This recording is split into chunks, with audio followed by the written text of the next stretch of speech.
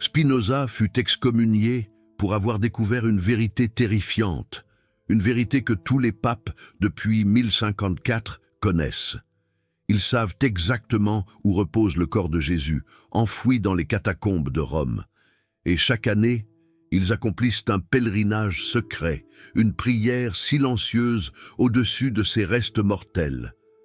Avez-vous déjà ressenti ce frisson glaçant, cette sensation que tout ce que vous avez cru pendant des années pourrait être un mensonge colossal? Ce sentiment qu'une vérité fondamentale vous a été cachée? Dans les minutes qui suivent, vous découvrirez que la doctrine de l'ascension corporelle de Jésus a été inventée, spécialement conçue, pour masquer le fait que le Vatican sait depuis toujours où il est enterré, et que depuis 1000 ans, chaque nouveau pape reçoit les coordonnées exactes du tombeau lors d'une cérémonie secrète d'initiation, un rite obscur et puissant. Spinoza découvrit cela en 1663. Lorsqu'il obtint l'accès aux archives secrètes du Vatican, grâce à un cardinal italien, Alessandro Bicci, qui avait décidé de divulguer des documents pontificaux, incapable de supporter l'hypocrisie de l'Église, une hypocrisie millénaire. Parmi ces documents, le livre pontifical secret, un manuscrit contenant des informations jamais révélées au public. Ce que Spinoza y trouva fut si dévastateur pour sa foi qu'il sombra dans une crise existentielle pendant 3 longs mois. Avant de pouvoir assimiler l'ampleur de cette révélation, le document révélait qu'en 1054, année du grand schisme, le pape Léon IX fit une découverte qui changea à jamais la structure de pouvoir du Vatican. Lors de travaux de rénovation de la basilique Saint-Pierre, des ouvriers découvrirent une chambre funéraire scellée datant du 1er siècle après Jésus-Christ. À l'intérieur, un sarcophage de marbre avec une inscription en araméen, en grec et en latin, proclamant « Jésus de Nazareth, roi des Juifs, mort le 14e jour de Nisan, dans la 33e année de sa vie, inhumé par Joseph d'Arimathie et Nicodème selon la loi juive. » Mais ce qui rendit cette découverte absolument incontestable, ce furent les objets retrouvés près du corps, des fragments de la couronne d'épines, les clous des mains et des pieds, portant des traces de sang séché, et un parchemin scellé, contenant ce qui semblait être les dernières paroles de Jésus dictées à ses disciples après la crucifixion, un testament silencieux. Léon IX ordonna immédiatement de sceller la chambre et d'imposer le secret le plus absolu. Mais il savait que cette découverte posait un problème théologique dévastateur. Si le corps de Jésus était là, qu'en était-il de la résurrection? La réponse se trouvait sur le parchemin. Selon ce document, Jésus survécut à la crucifixion, mais mourut 3 jours plus tard des suites de ses blessures. Ses disciples, craignant les persécutions, répandirent l'histoire de sa résurrection et de son ascension au ciel, pour protéger le mouvement chrétien naissant, une protection essentielle. Le parchemin contenait des instructions précises de Jésus à ses fidèles. Si mon corps est découvert, qu'il sache que mon message d'amour et de compassion était plus important que ma vie physique. Ne laissez pas ma mort être utilisée pour créer des divisions ou des hiérarchies parmi vous. Des paroles d'une sagesse incroyable. Mais Léon IX tira une conclusion radicalement différente. Au lieu de révéler la vérité, il décida d'utiliser cette découverte comme une source de pouvoir papal, un pouvoir secret et occulte. Le raisonnement était pervers, mais efficace. Si seul le pape connaissait l'emplacement de Jésus, cela faisait du pape le seul intermédiaire légitime entre le Christ et l'humanité. Chaque chrétien croyait que Jésus était monté au ciel, inaccessible. Mais le pape savait qu'il pouvait littéralement se rendre auprès du corps de Jésus et consulter ses reliques autant de fois que nécessaire, un pouvoir immense. Léon IX établit un protocole secret qui perdure jusqu'à aujourd'hui. Chaque pape nouvellement élu doit effectuer un pèlerinage nocturne à la chambre secrète. Dans le cadre de son initiation, là, Il prie sur les restes mortels de Jésus et reçoit une orientation spirituelle par la contemplation de la réalité physique de la mortalité du Christ, un face-à-face avec la mortalité du Sauveur. Spinoza trouva des preuves documentaires que 40 papes différents au moins avaient effectué ces pèlerinages secrets entre 1054 et 1660. Chaque visite était enregistrée dans un codex spécial. Conservé dans les archives les plus restreintes du Vatican, les descriptions de ces visites étaient troublantes. Les papes ne se contentaient pas de prier sur le corps. Ils prélevaient de petits fragments d'os et de tissus pour créer des reliques secrètes, distribuées aux cardinaux fidèles afin de consolider leur pouvoir et d'assurer le silence, un silence lourd de secrets. Mais il y a un détail que personne ne raconte à propos de cette découverte. Spinoza remarqua que la localisation du corps de Jésus n'était pas une information nouvelle pour les dirigeants chrétiens. Des indices dans les documents suggéraient que les dirigeants chrétiens des premiers siècles avaient toujours su que Jésus était mort physiquement et avait été enterré à Rome. Une vérité enfouie depuis des siècles. La nouveauté de 1054 ne fut pas la découverte du corps, mais la décision d'utiliser cette connaissance comme source de pouvoir papal secret. Au lieu de la révéler à toute la chrétienté, une décision cruciale. Dans les documents les plus anciens que Spinoza découvrit, il y avait des preuves que jusqu'au IVe siècle, de nombreuses communautés chrétiennes savaient que Jésus était mort physiquement et célébraient cet événement comme une démonstration de son humanité et de sa solidarité avec la souffrance humaine, une vérité simple et humaine. La transformation de la mort physique de Jésus en résurrection spirituelle inaccessible fut un processus politique graduel qui culmina avec la décision de Léon IX de maintenir le secret absolu sur l'emplacement du corps. Un secret lourd de conséquences. Vous vous souvenez quand j'ai dit que Spinoza avait eu accès aux livres secrets des papes? Eh bien, parmi les documents les plus choquants, il y avait une série de lettres échangées entre différents papes au cours des siècles. Discutant de la façon de gérer le problème Jésus, un problème d'une ampleur incommensurable, dans une lettre de 1095, le pape Urbain II écrivit au patriarche de Constantinople: « La préservation de l'autorité papale dépend du maintien du paradoxe. Plus Jésus semble inaccessible aux fidèles ordinaires, plus nous devenons indispensables comme intermédiaires. S'ils savaient qu'ils peuvent le visiter comme ils visitent n'importe quelle tombe, notre fonction spéciale disparaîtrait. » Une manipulation cynique. En 1215, le pape Innocent III écrivit dans son journal personnel: « Aujourd'hui, j'ai effectué ma 10e visite à la chambre sacrée. Chaque fois que je vois les os de Jésus, je ressens le poids de la responsabilité de garder ce secret. Mais je ressens aussi le pouvoir que cette connaissance me confère. Je suis le seul homme vivant qui puisse littéralement toucher les restes du Sauveur. » Une confession terrible. En 1309.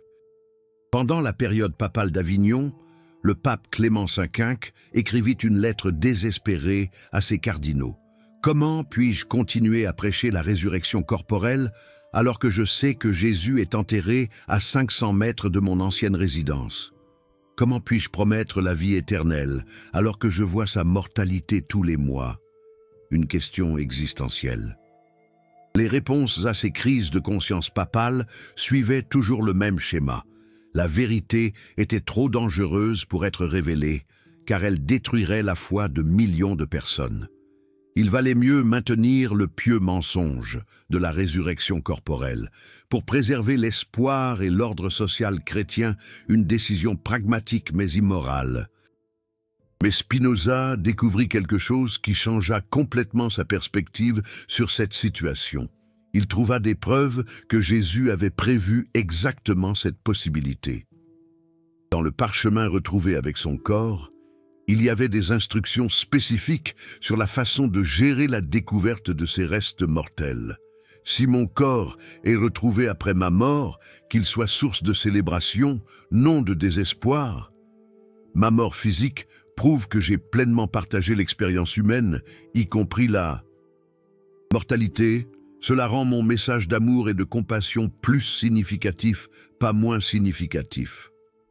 Ne permettez pas que ma mort soit utilisée pour créer des peurs concernant la vie après la mort ou pour justifier une autorité spirituelle spéciale de certains sur d'autres. Le fait que je sois mort, comme tout être humain, démontre que tout être humain peut développer le même niveau de sagesse et de compassion que j'ai développé. Si vous trouvez mon corps, transformez le lieu en un espace de réflexion sur la manière de vivre avec un sens profond, sachant que la vie est temporaire. Ne le transformez pas en lieu de vénération de reliques ou de pèlerinage obligatoire contrôlé par des intermédiaires. Spinoza réalisa que Jésus avait anticipé exactement ce qui s'était produit. Des leaders religieux utiliseraient la découverte de son corps pour accroître leur pouvoir institutionnel au lieu de partager la sagesse contenue dans ses dernières instructions. L'ironie était dévastatrice. Les balloteurs. Pepe faisait exactement le contraire de ce que Jésus avait demandé dans ses dernières paroles. Au lieu d'utiliser la découverte de son corps pour enseigner sur la mortalité et la compassion, ils l'utilisaient pour consolider leur autorité et maintenir des secrets qui séparaient le clergé des fidèles. Alors, je découvris quelque chose qui changea tout dans ma compréhension de cette question. Spinoza trouva des preuves que plusieurs papes au cours de l'histoire avaient tenté de révéler la vérité sur le corps de Jésus, mais qu'ils avaient été empêchés par des pressions politiques et des menaces de schisme au sein même de l'Église. En 1378, pendant le grand schisme d'Occident, le pape Urbain VI écrivit une encyclique complète révélant l'emplacement du corps de Jésus et proposant une nouvelle théologie basée sur la mortalité partagée entre le Christ et l'humanité. Mais cette encyclique ne fut jamais publiée parce que des cardinaux fidèles à l'antipape Clément VII menaçaient d'exposer des scandales sexuels et financiers d'Urbain VI s'il poursuivait la révélation. En 1517, le pape Léon X fut sur le point de révéler le secret en réponse aux critiques de Martin Luther concernant la corruption papale. Léon X croyait qu'admettre la mortalité physique de Jésus démontrerait l'honnêteté papale et pourrait réconcilier les protestants et les catholiques par la transparence. Mais des cardinaux conservateurs arguèrent que la révélation de la mort de Jésus causerait l'effondrement complet de la chrétienté et entraînerait un chaos social dans toute l'Europe. Léon X céda à la pression et décida de maintenir le secret, mais cela le tourmenta pour le reste de sa vie. Spinoza découvrit que cette pression pour maintenir le secret provenait non seulement de l'intérieur de l'Église, mais aussi de puissances politiques qui dépendaient de la structure religieuse existante pour maintenir le contrôle social. Les rois et les empereurs chrétiens savaient que si la population découvrait que Jésus était mort physiquement comme n'importe qui, cela minerait l'autorité divine qu'il prétendait avoir reçue par l'intermédiaire de l'Église. Si Jésus n'était qu'un homme sage qui est mort, pourquoi les rois devraient-ils avoir un pouvoir spécial accordé par Dieu par l'intermédiaire d'intermédiaires papaux? Le maintien du secret sur le corps de Jésus était donc fondamental pour tout le système de pouvoir politico-religieux européen. Ce n'était pas seulement une question de foi, mais une question de structure de contrôle social. Mais il y a quelque chose d'encore plus profond que Spinoza découvrit à travers ces documents. Il réalisa que la découverte du corps de Jésus ne détruisait pas la valeur spirituelle des enseignements chrétiens. Au contraire, elle révélait que les enseignements étaient encore plus précieux, parce qu'ils avaient été développés par un être humain normal, confronté aux mêmes limites et aux mêmes défis que toute personne. Un Jésus qui savait qu'il allait mourir et qui a quand même enseigné l'amour inconditionnel était plus inspirant qu'un Jésus immortel pour qui démontrer l'amour ne coûtait rien. Un Jésus qui a affronté la peur de la mort et qui a malgré tout conservé la compassion pour ses bourreaux, démontré un courage moral que toute personne pouvait tenter d'imiter. Pour Spinoza, découvrir que Jésus était mort physiquement rendait ses enseignements plus pertinents pour la vie quotidienne, pas moins pertinents. Si Jésus a développé une sagesse extraordinaire, sachant que sa vie était temporaire, cela prouvait que toute personne pouvait développer une sagesse similaire en affrontant honnêtement sa propre mortalité. La question n'était pas de savoir si Jésus avait ressuscité corporellement, mais si sa sagesse et sa compassion pouvaient ressusciter dans la vie de toute personne qui décidait d'appliquer ses enseignements de manière pratique et rationnelle. Permettez-moi de vous parler de quelqu'un qui a appliqué cette découverte de Spinoza de manière transformatrice dans sa propre vie. En 1681, une sœur française nommée Marie-Madeleine de la Croix eut accès aux manuscrits de Spinoza par l'intermédiaire d'un marchand hollandais qui faisait passer clandestinement des livres interdits dans les couvents. Marie-Madeleine avait passé 15 ans tourmentée par la peur de la mort et l'incertitude quant à la vie après la mort. Elle était devenue sœur précisément parce qu'elle croyait que le fait de consacrer sa vie à la religion garantirait son salut éternel. Mais elle se sentait constamment inadéquate sur le plan spirituel et vivait dans une anxiété constante quant à sa capacité à ressusciter après la mort, comme Jésus avait ressuscité. Lorsqu'elle découvrit que Jésus était mort physiquement comme n'importe qui, sa première réaction fut un désespoir total. Si Jésus n'avait pas vaincu la mort, quel espoir lui restait-il? Mais après des mois d'études des documents que Spinoza avait rassemblés, Marie-Madeleine arriva à une conclusion révolutionnaire. Si Jésus avait développé une sagesse extraordinaire et démontré un amour inconditionnel sachant qu'il allait mourir, cela signifiait que la mortalité n'était pas un obstacle au développement d'une vie spirituelle profondément significative. La question n'était pas de vivre éternellement, mais de bien vivre tant qu'on est en vie. Marie-Madeleine commença à appliquer les enseignements de Jésus d'une manière complètement différente. Au lieu de suivre les règles religieuses pour garantir une récompense après la mort, elle commença à pratiquer la compassion et la sagesse pour créer du sens dans la vie présente. Ce changement transforma complètement son expérience spirituelle. Elle cessa de vivre dans la peur de la mort et commença à vivre dans la gratitude pour la vie. Elle cessa de suivre les rituels religieux par obligation et commença à développer des relations authentiques basées sur l'amour et la compréhension mutuelle. Pendant 30 ans, Marie-Madeleine appliqua cette approche, développant une spiritualité qu'elle décrivit comme infiniment plus satisfaisante que les 15 années de terreur religieuse qui précédèrent ma découverte de la vérité sur Jésus. Un témoignage poignant, un bouleversement spirituel profond, mais il y a quelque chose de plus important encore dans cette histoire. Marie-Madeleine n'abandonna pas le christianisme en découvrant que Jésus était mort physiquement.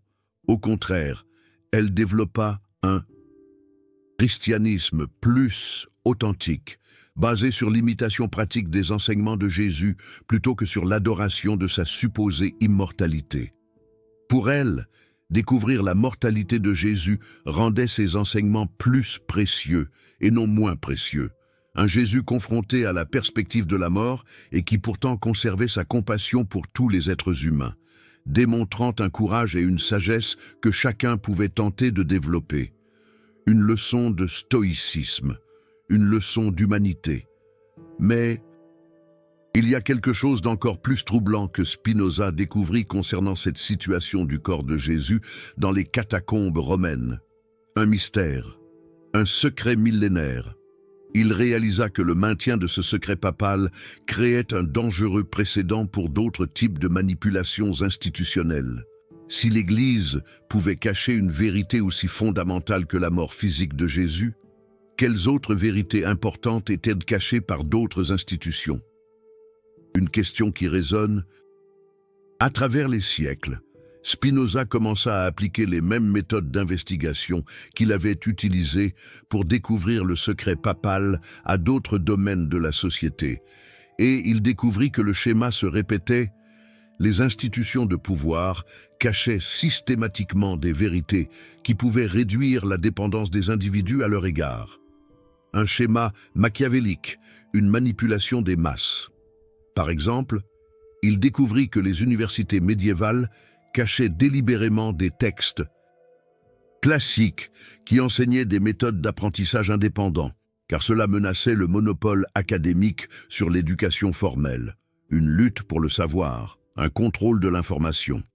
Il découvrit que les guildes d'artisans gardaient secrètes des techniques simples qui permettraient aux gens ordinaires de produire des biens de qualité sans dépendre d'experts certifiés.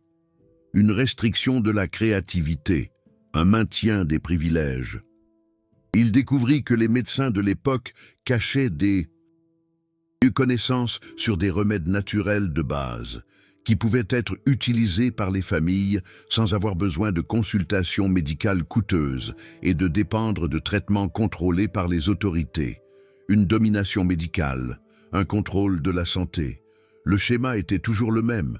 Les vérités qui promouvaient l'indépendance et l'autonomie étaient gardées secrètes, tandis que les vérités qui promouvaient la dépendance et la soumission étaient largement diffusées.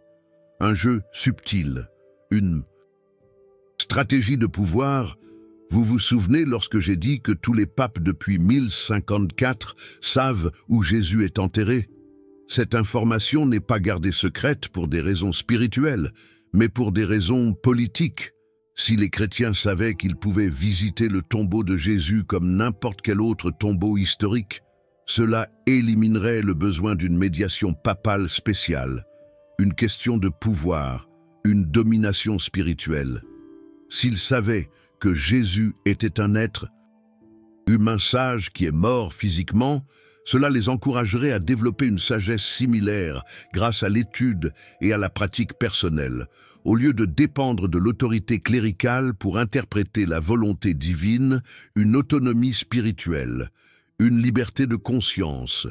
S'ils savaient que les dernières paroles de Jésus mettaient l'accent sur l'égalité spirituelle entre tous les êtres humains, cela saperait toute justification des hiérarchies religieuses basées sur un accès spécial au divin, une égalité devant Dieu, un rejet des privilèges religieux. La découverte de Spinoza révélait non seulement un secret spécifique sur Jésus, mais toute une méthodologie de contrôle social par la dissimulation sélective de vérités libératrices, une manipulation à grande échelle, un contrôle des consciences. Mais voici la partie la plus inspirante de l'histoire. Spinoza ne s'est pas limité à découvrir comment le contrôle fonctionnait. Il a développé des méthodes pratiques pour que les gens ordinaires puissent identifier quand des vérités importantes étaient cachées et comment trouver ces vérités par eux-mêmes. Une transmission du savoir, une émancipation intellectuelle. La première méthode était ce qu'il appelait l'investigation des motifs institutionnels. Chaque fois qu'une institution affirmait qu'une information était trop dangereuse ou inappropriée pour les gens ordinaires, vous deviez enquêter sur ceux qui bénéficiaient de maintenir cette information restreinte. Une analyse critique des institutions, une déconstruction du pouvoir. La deuxième méthode était l'analyse des schémas historiques. Les institutions qui cachaient une vérité importante cachèrent généralement de multiples vérités suivant des schémas similaires. Si vous découvriez une dissimulation, vous pouviez utiliser les mêmes méthodes pour en découvrir d'autres. Une recherche de vérité, une identification des mécanismes de manipulation. La troisième méthode était la communauté d'investigation collaborative. Les vérités cachées étaient plus faciles à découvrir lorsque plusieurs personnes partageaient des informations et des méthodes d'investigation, au lieu d'essayer de tout découvrir individuellement. Une collaboration intellectuelle, une force collective. Marie-Madeleine appliqua ces trois méthodes pendant 30 ans et découvrit non seulement la vérité sur Jésus, mais des vérités sur la médecine naturelle, l'éducation autonome, le développement spirituel, indépendant, et bien d'autres domaines où les institutions maintenaient des monopoles grâce à la dissimulation d'informations. Un héritage précieux, une libération des consciences. Pendant les 15 dernières années de sa vie, elle enseigna ces méthodes à d'autres sœurs, créant un réseau clandestin d'investigation qui découvrit des dizaines de vérités importantes qui avaient été gardées secrètes par les autorités religieuses et laïques. Un combat pour la vérité, une résistance au pouvoir. Mais il y a quelque chose d'encore plus profond que la découverte de Spinoza révèle sur notre époque actuelle. Si le Vatican a réussi à garder le secret sur l'emplacement du corps de Jésus pendant 1000 ans, en convainquant des milliards de personnes qu'il était monté corporellement au ciel, quels autres secrets fondamentaux sur la réalité sont-ils gardés par d'autres institutions aujourd'hui? Une question cruciale, un défi pour notre époque. Si les papes ont pu faire des pèlerinages secrets au tombeau de Jésus pendant 40 générations tout en prêchant publiquement sur la résurrection corporelle, quelles autres autorités ont aujourd'hui accès à des informations privées qui contredisent complètement leur message public? Une hypocrisie institutionnelle, un manque de transparence. La méthodologie qui a permis de cacher la mort physique de Jésus est encore utilisée pour cacher des vérités dans d'autres domaines. La médecine, l'éducation, l'économie, la politique, la technologie. Le schéma reste le même. Les informations qui favoriseraient l'indépendance sont gardées secrètes, tandis que les informations qui favorisent la dépendance sont largement diffusées. Un système de contrôle, une domination omniprésente. Mais il existe une différence fondamentale entre l'époque de Spinoza et notre époque actuelle. Aujourd'hui, grâce à Internet et aux communautés d'investigation collaborative, les vérités peuvent être découvertes et partagées de manière que les autorités ne peuvent pas contrôler complètement. Un espoir pour l'avenir, une nouvelle ère de transparence. Les documents que Spinoza utilisa pour découvrir le secret papal furent détruits par l'Inquisition en 1679. Mais ces découvertes survécurent grâce à des copies clandestines faites par des personnes qui valorisaient la vérité plus que leur sécurité personnelle. Un héritage intellectuel, un combat pour la liberté. Aujourd'hui, vous avez accès à ces découvertes, non pas parce qu'une institution a décidé de les partager, mais parce que des personnes comme vous ont choisi de rechercher la vérité au lieu d'accepter des récits convenables. Une quête de vérité, une responsabilité individuelle. Savez-vous ce qu'on a fait à Spinoza lorsqu'il a révélé ses vérités sur le corps de Jésus? D'abord, on a essayé de le soudoyer en lui offrant un poste académique prestigieux s'il arrêtait d'écrire sur des sujets religieux. Une tentative de corruption, une pression institutionnelle. Lorsque Spinoza refusa, on tenta de l'intimider, de le menacer d'emprisonnement pour hérésie. Quand cela échoua, on l'excommunia et on força les autorités civiles à bannir ses livres. Mais il continua d'écrire et d'enseigner, car il considérait que vivre en ignorant des vérités fondamentales était pire que mourir en les défendant. C'est une vérité absolue. Le choix que Spinoza fit il y a 3 siècles est le même choix que vous avez aujourd'hui. Vous pouvez faire semblant de ne rien savoir sur le corps de Jésus dans les catacombes et continuer à accepter la version officielle de la résurrection corporelle. Ou vous pouvez utiliser cette découverte comme point de départ pour remettre en question d'autres récits officiels et développer des méthodes d'investigation indépendantes. Si chaque pape depuis 1054 sait où Jésus est enterré, cela ne détruit pas la valeur des enseignements de Jésus. Au contraire, cela révèle que ces enseignements ont été développés par un être humain réel, confronté à des défis réels, ce qui les rend plus précieux et applicables à votre vie. La résurrection véritablement importante n'est pas la prétendue résurrection corporelle de Jésus, mais la résurrection de la sagesse et de la compassion dans la vie de toute personne qui choisit d'appliquer ces enseignements de manière pratique et rationnelle. 1. Renaissance spirituelle. Le corps de Jésus peut être dans les catacombes de Rome, mais sa sagesse est disponible pour quiconque choisit de la développer par l'étude sincère et l'application constante. Un héritage immense. Alors, que pouvez-vous faire aujourd'hui avec cette information sur l'emplacement secret du corps de Jésus? Premièrement, vous pouvez appliquer les méthodes de Spinoza pour enquêter sur les autres vérités importantes qui sont gardées secrètes par les institutions dans votre vie. Quelles sont les zones où vous dépendez d'experts qui pourraient bénéficier d'une enquête indépendante? Des zones d'ombre à explorer. Deuxièmement, vous pouvez développer une spiritualité basée sur l'imitation. Aux pratiques des enseignements de Jésus, au lieu de l'adoration de sa prétendue immortalité, cela ne signifie pas abandonner le christianisme, mais développer un christianisme plus authentique, basé sur l'application de la sagesse, au lieu de la soumission aux autorités, une liberté de penser. Troisièmement, vous pouvez choisir de partager des découvertes importantes avec d'autres personnes qui recherchent également la vérité, en créant des communautés d'investigation collaboratives qui peuvent découvrir et préserver des vérités que les institutions préféreraient garder secrètes. Une collaboration essentielle. La découverte la plus importante de Spinoza n'a pas été que Jésus est mort physiquement, mais que toute personne peut développer le même niveau de sagesse et de compassion que Jésus.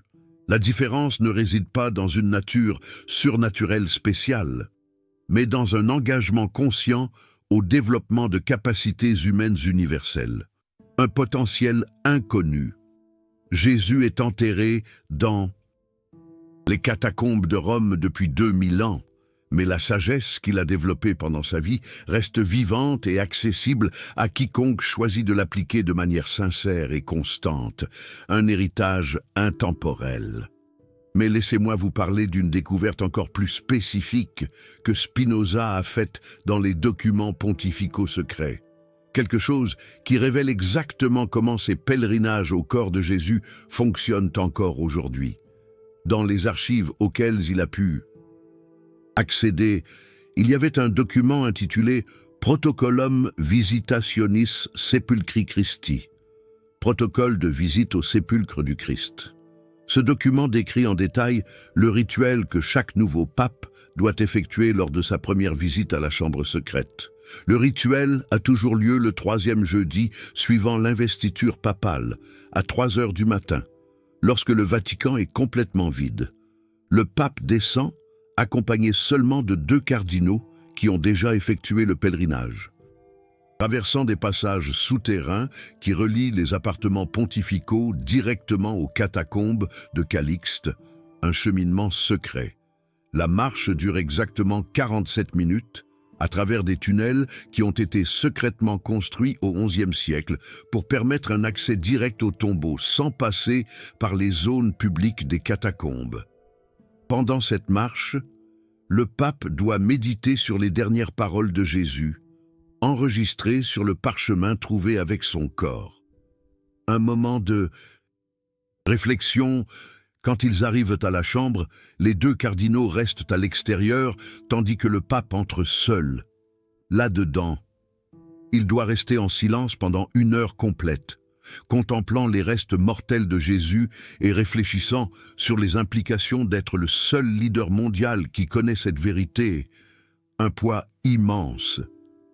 Après l'heure de contemplation silencieuse, le pape doit réciter une prière spécifique qui a été écrite par le pape Léon IX après la découverte originale. Cette prière ne demande pas l'intercession de Jésus, mais la sagesse pour porter le poids du savoir secret sans révéler la vérité prématurément. Une prière pour la discrétion. La partie la plus troublante du rituel est que le pape doit toucher physiquement les os de Jésus et faire un serment solennel de garder le secret absolu sur l'emplacement du corps jusqu'à ce que l'humanité soit prête pour la vérité sur la mortalité et la spiritualité. un serment sacré. Spinoza a trouvé des descriptions détaillées d'au moins 20 de ces cérémonies entre 1054 et 1650. Chaque description révélait comment différents papes réagissaient à l'expérience de toucher les os de Jésus pour la première fois. Certains papes ont subi un choc émotionnel profond. Le pape Innocent IV, en 1243, a écrit dans son journal personnel « J'ai touché le crâne de Jésus aujourd'hui. Mes mains tremblaient tellement que j'ai laissé tomber un des os de mes doigts. Comment puis-je continuer à prêcher sur la résurrection corporelle alors que je tiens la preuve physique de sa mort ?» Un doute profond. D'autres papes ont ressenti une sensation de pouvoir extraordinaire. Le pape Boniface VIII, en 1294, a écrit « Je suis le seul homme vivant qui puisse dire qu'il a touché physiquement le corps du Christ. Cela me confère une autorité spirituelle qu'aucun roi, empereur ou patriarche ne peut revendiquer. Maintenant, je comprends parfaitement pourquoi ce secret doit être préservé. » Un sentiment de puissance, mais certains papes sont arrivés à des conclusions complètement différentes. Le pape Célestin V, également en 1194, a écrit une lettre jamais envoyée à tous les évêques du monde disant « J'ai découvert que Jésus est mort comme n'importe quel homme. Cela ne diminue pas ses enseignements, mais révèle que n'importe qui peut développer la même sagesse qu'il a développée. Nous devons enseigner l'imitation du Christ, non l'adoration du Christ. » Une vérité libératrice. Célestin V a renoncé à la papauté 5 mois après avoir effectué son pèlerinage secret, alléguant une inadéquation spirituelle. Mais Spinoza a découvert des preuves que la vraie raison était un conflit de conscience sur le maintien d'un secret qu'il considérait comme préjudiciable au développement spirituel de l'humanité. Une décision courageuse. Il y a aussi des preuves que certains papes ont tenté de modifier le protocole secret pour réduire l'impact psychologique de l'expérience. En 1417, le pape Martin V a proposé que les futurs papes reçoivent une préparation théologique pendant des mois avant d'effectuer le pèlerinage, pour réduire les chocs émotionnels. Mais les cardinaux conservateurs ont rejeté la proposition, arguant que le choc émotionnel de découvrir la mortalité de Jésus faisait partie intégrante de l'expérience papale. Un débat crucial. Selon leur dire, seuls les papes, ayant personnellement expérimenté la réalité de la mort du Christ, pouvaient pleinement comprendre la responsabilité de diriger une Église fondée sur l'espoir de la vie éternelle. Une responsabilité immense, une charge spirituelle, inimaginable pour les esprits non initiés. Cette tension entre révélation et occultation a créé des fractures secrètes au sein même de la hiérarchie papale, des divisions qui ont perduré des siècles. Spinoza a retrouvé la trace d'au moins 3 tentatives de schismes internes, motivées spécifiquement par la question de savoir quand et comment révéler l'emplacement du corps de Jésus. La tentative la plus sérieuse eut lieu en 1527, lorsqu'un groupe de cardinaux, mené par Alessandro Farnese, qui deviendra plus tard le pape Paul III, proposa de révéler progressivement la vérité, sur une période de 20 ans, en commençant par des admissions selon lesquelles certains aspects de la résurrection auraient pu être mal compris au cours des siècles. Une tentative audacieuse, une tentative de réconciliation entre la foi et la raison, mais cette tentative fut bloquée par la pression politique du Saint-Empire romain germanique qui menaça de retirer sa protection militaire au Vatican si des changements étaient apportés aux doctrines fondamentales qui légitimaient l'autorité divine des empereurs chrétiens, un véritable chantage, un jeu d'échecs politique où la foi était la pièce maîtresse. Spinoza comprit que le maintien du secret sur Jésus n'était pas seulement une affaire interne à l'Église, mais faisait partie d'un système de pouvoir politique plus vaste, un système reposant sur des doctrines religieuses spécifiques pour maintenir sa légitimité. Une machination complexe, un réseau d'influence, une toile d'araignée tissée avec le fil de la foi et le poison du pouvoir. Si Jésus était mort physiquement comme n'importe quel homme, cela saperait la prétention des rois chrétiens d'avoir reçu une autorité directe de Dieu par la succession apostolique. Une succession remise en question, une légitimité menacée. Si Jésus n'était qu'un sage mortel, pourquoi les gouvernants temporels auraient-ils un pouvoir spécial, basé sur un lien avec lui? Une question qui résonne encore aujourd'hui.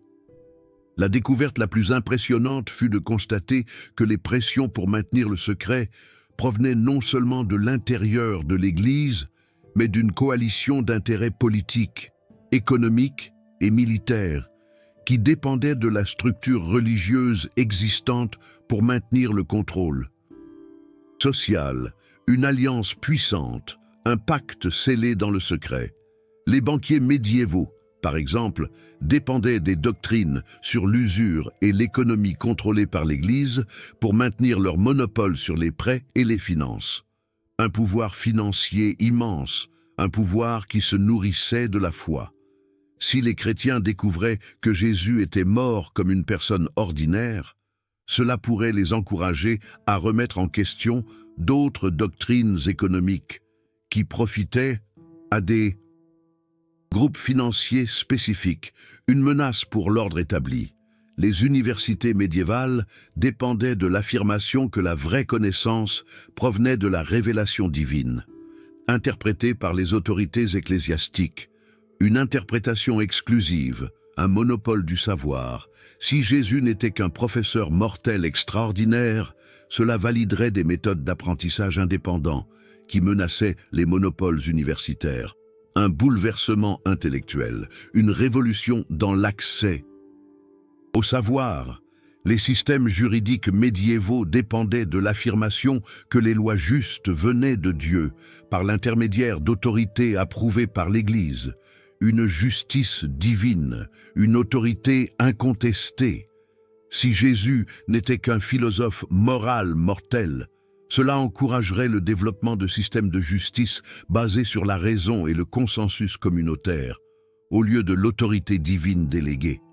Un changement profond dans la conception de la justice.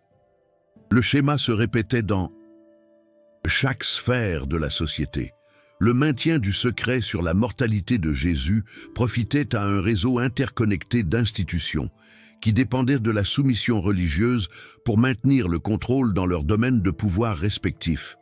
Un système pyramidal de pouvoir, un contrôle omniprésent. Mais voici ce que Spinoza a découvert de plus fascinant.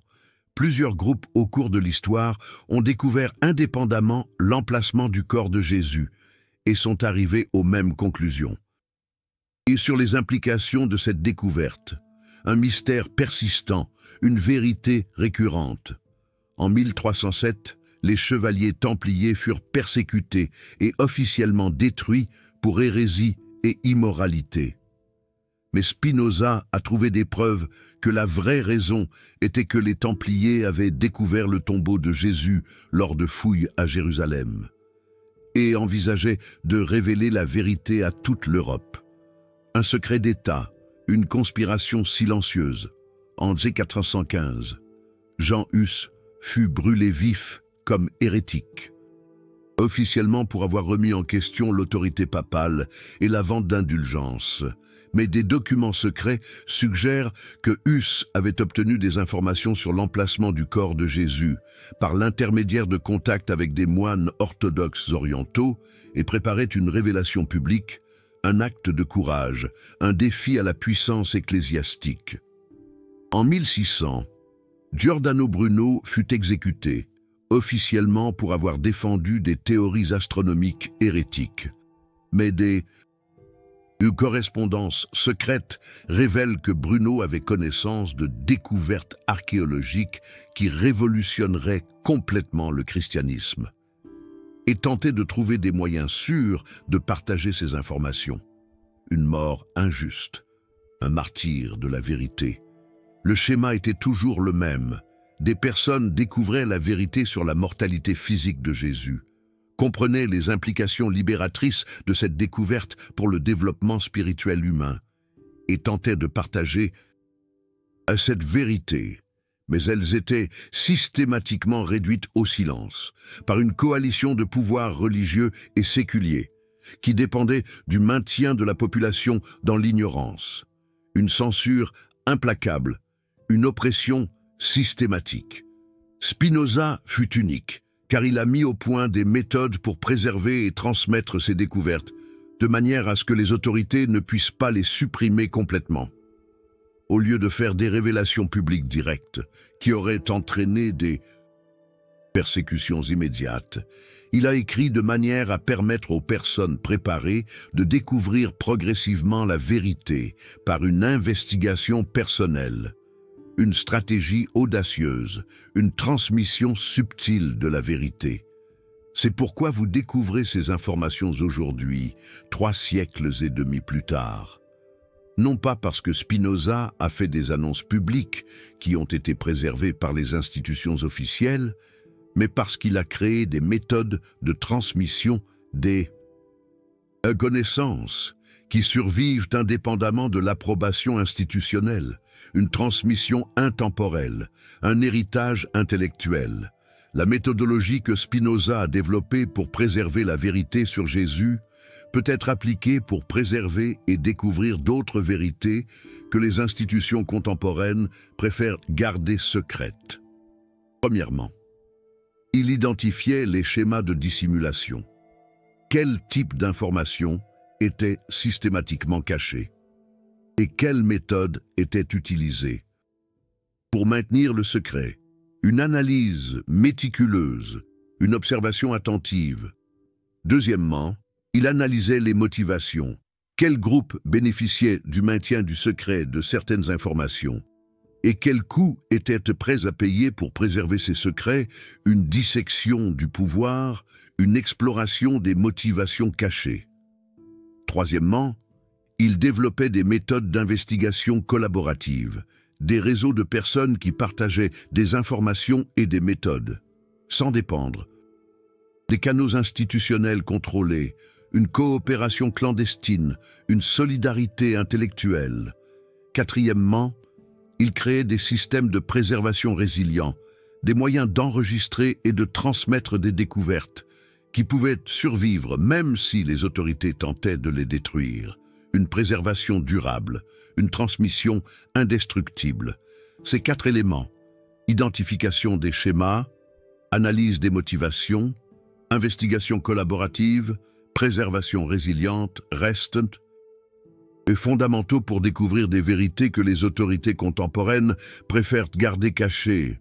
Un héritage précieux, une méthode intemporelle. La découverte du corps de Jésus dans les catacombes de Rome est importante.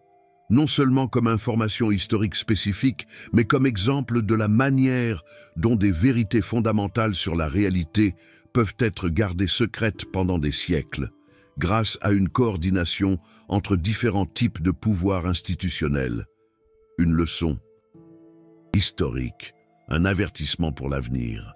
Si cette coordination a fonctionné pour cacher quelque chose d'aussi fondamental que la mortalité physique d'une figure religieuse centrale, imaginez quelles autres vérités sur la médecine, l'éducation, l'économie, la politique, la technologie sont gardées secrètes par des méthodes similaires aujourd'hui.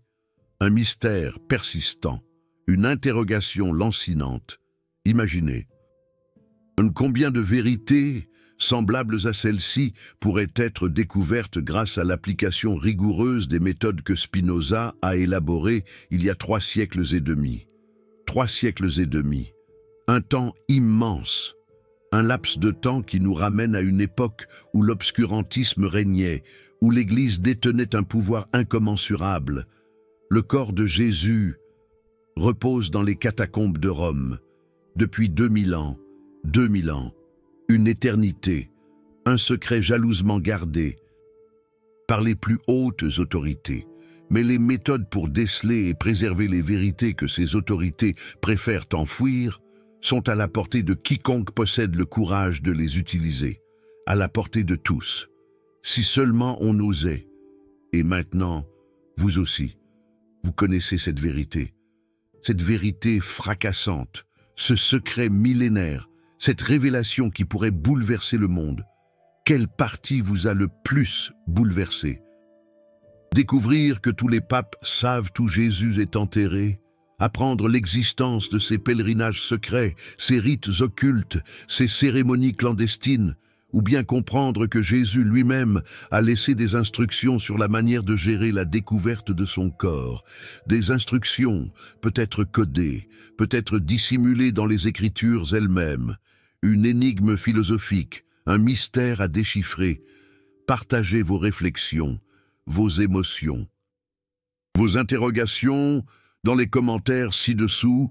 Je lirai attentivement chaque message, chaque témoignage, car cette vérité qui nous a été révélée, appelle à la réflexion, à l'analyse, à l'interprétation, à la discussion et à la poursuite de la vérité, toujours, indéfiniment.